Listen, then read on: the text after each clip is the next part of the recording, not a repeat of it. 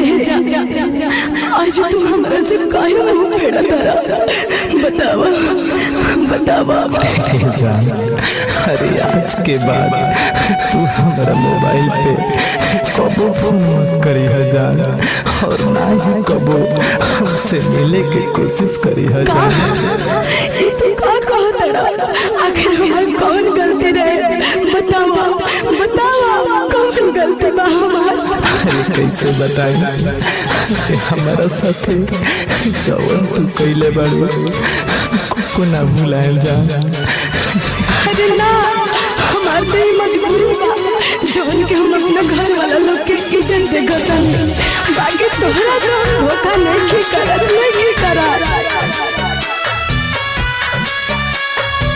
Music by Gaurav Roshan.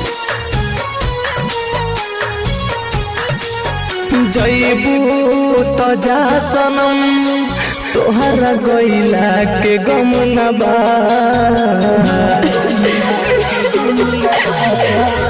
जईबू तो जा सनम तोहरा गईला के गम न बा। दिले बारू जवन जखम का कम बा। दिले बारू जवन जखम का कम बा। जईबू तो जा सनम तोहरा गईला के गम न बा। दिले बारू जवन जखम का कम बा। दिले बारू जवन जखम का कम बा। अरे तू का जनवा हमार मजबूरी ऐसे ही तू धोखाबाज नहीं खा सका। अरे देख लेनी तहार प्यार बहुत प्यार दे दिलू।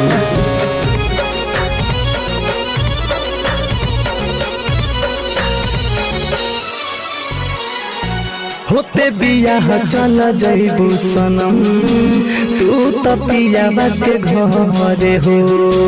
सुनी खबर दिलाबाई हमार भीतरे भीतरे जहरे हो।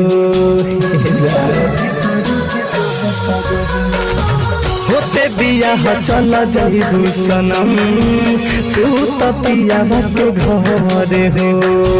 सुनी खबर दिलाबाई हमार भीतरे भीतरे जरे हो।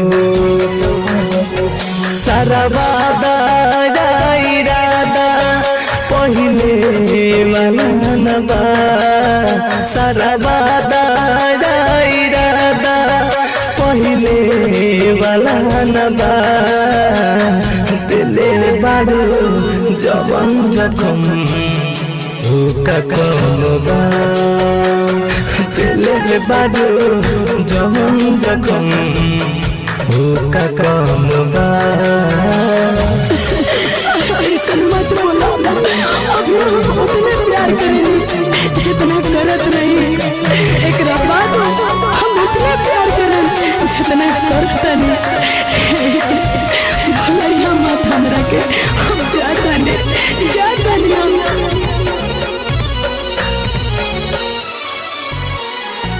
बात टूटल पहिले से हौर के कना तुरबू हो।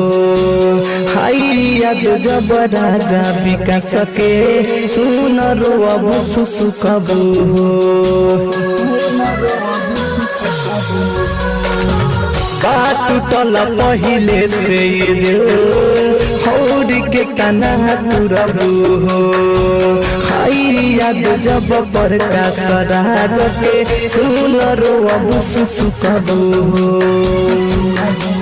घुट घुट के जियतानी बाकी तुहरा गम न बा। घुट घुट के जियतानी बाकी तुहरा गम न बा। दिले बारू जवन जखम का कम बा। दिले बारू जवन जखम का कम बा।